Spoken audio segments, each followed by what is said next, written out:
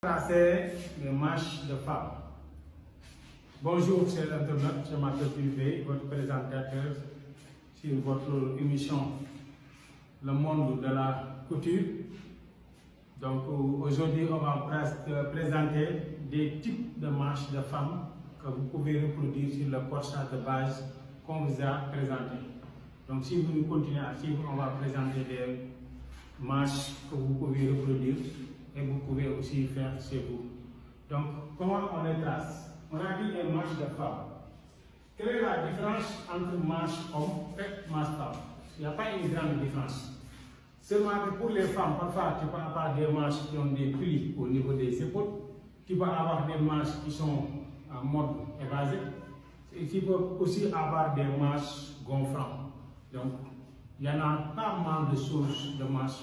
Parce que pour les manches, ce sont des modèles. Ici, ce sont des créations. Chacun peut créer une manche et le monter sur un corsage.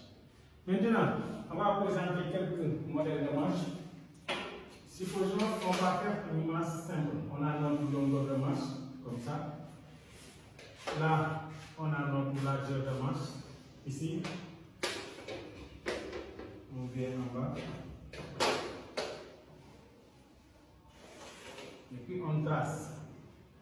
Donc là, on a notre tête de manche. On met une ligne perpendiculaire, ligne oblique du manche.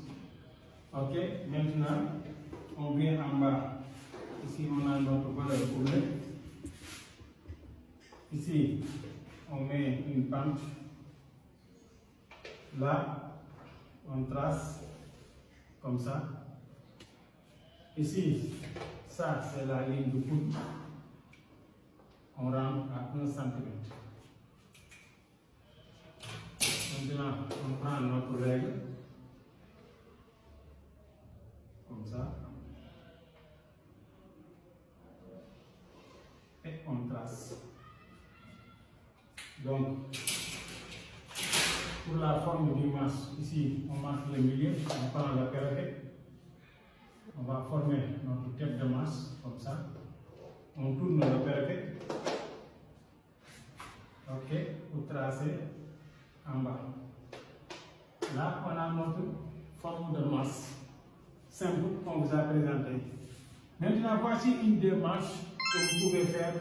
Vous pouvez monter sur des habits que vous cousez. Ce sont des petites manches longues. Maintenant, à partir de cette manche de base que vous voyez ici, ça c'est la base. Maintenant, quelles sont les transformations?